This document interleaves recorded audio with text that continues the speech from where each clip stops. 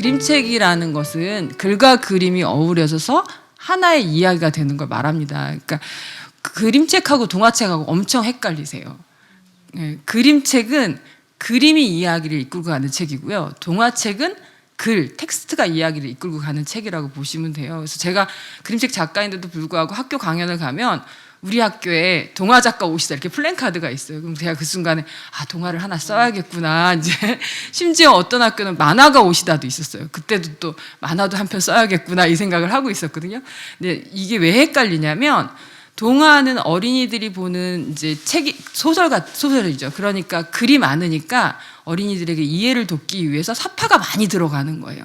그럼 이게 동화책이 그림책 같아 보이는 거죠. 근데 동화책에서는 그림이 싹 빠져도 이해가 돼야 돼요. 근데 그림책에서는 그림 한 장면만 빠져도 이해가 안 되거든요. 더 쉽게 예를 들면 영희가 빨간 바지를 입고 걸어가요 이 문장이 있으면 동화에 들어가는 사파에는 그대로 빨간 바지를 입은 여자아이가 걸어가는 걸 그려야 돼요.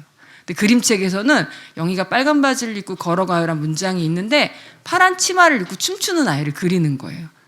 그림이 말하는 걸 따라가는 거예요. 그러면 이게 무슨 일이지? 이렇게 되는 거예요. 그래서 그림책은 그림이 이야기를 모두 이끌고 간다. 그런데 왜냐하면 그림이 가진 상징성들이 너무 다양하기 때문에 어떤 사람은 파란색을 보고 우울함을 느끼기도 하고 어떤 사람은 파란색의 행복감을 느끼기도 하잖아요. 그래서 글이 보조적 수단으로 이제 밸런스를 맞춰주는 거죠. 그 그림을 좀 더 풍부하게 해석할 수 있게. 그래서 그림책과 동화책은 완전히 다른 책이에요. 그런데 이제 이렇게 막 강의 끝나고 난 다음에도 동화에 대해서 새롭게 알게 되었어요. 이렇게 얘기하세요.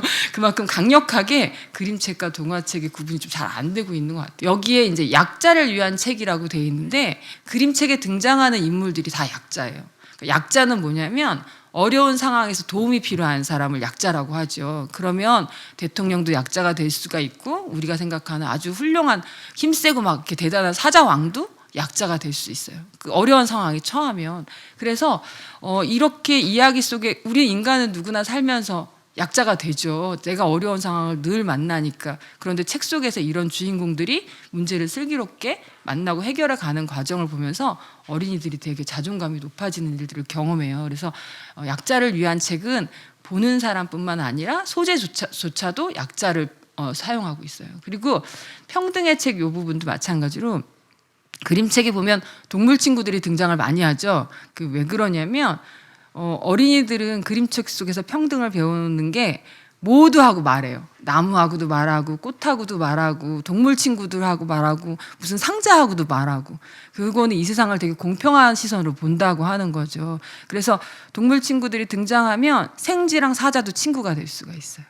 우리가 보기엔 사자가 생쥐 잡아먹을 것 같은데 얘네가 친구가 되니까 힘의 권위 같은 거를 부릴 수가 없는 거죠. 그리고 만약에 이렇게 사람을 그렸을 경우에 옷의 입성에 따라서 어떤 사람은 좋은 옷을 입고 가난한 옷을 입으면 부자와 가난한 차이도 보이고 남자 어른하고 여자 아이를 그리면 벌써 권력의 위기가 만들어지게 되거든요. 그래서 이럴 때는 동물로 바꿔서 그림을 그리고 아니면 다른 사물로 바꿔서 그리거든요. 그래서 평등을 굉장히 중요하게 생각해요.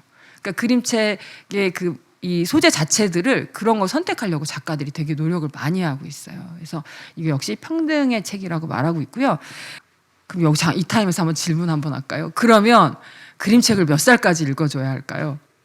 9학년 또요? 4학년. 예. 그 그림책을 제 생각 같아서는 본인이 원하시면 끝까지 읽어주는 게 맞다고 생각을 해요. 그러니까 그림은 시각적으로 예술성을 지니고 있고 글조차 문학성이 있거든요. 그러니까 제가 아는 그 전주에 도서관에 관장님이 한 분이 계시는데 아드님이 군대를 가신 거예요. 군대를 가면 옷이 이렇게 온대요. 근데 그걸 보시니까 울컥하셔서 이 아이한테 뭘 보낼까 해서 그림책을 보내신 거예요. 그랬더니 처음에는 군대에서 좀 창피할 줄 알았는데 그분은 이제 그 군인 아저씨는 어릴 때 그림책을 보고 자란 분이니까 그걸 딱 받는 순간 울컥하신 거예요. 우리 엄마가 나를 사랑하는 마음을 보냈구나. 그래서 이제 내무반에서 전부 다 이 핸드폰을 하시다가도 지겨우니까 그림책을 전부 다 돌려보게 됐대요. 근데 훌쩍훌쩍 이제 시작이 된 거예요. 그래서 나중에는 그 친구들, 군인 아저씨들께서 너네 엄마한테 그림책 좀 보내달라고 그래. 그래서 정기적으로 그 그림책을 2년 가까이 1년 반 이상 보내신 거예요.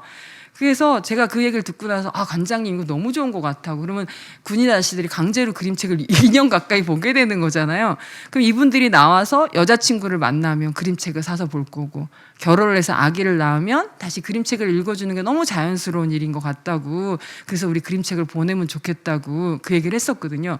근데 지난달에 만났는데 그분이 제대를 하셨대요. 그래서 제가 이제 뭘 하시냐 그랬더니 독서 동아리를 만들어서 다시 책 읽는 모임을 만들어서 하고 계신다는 거예요.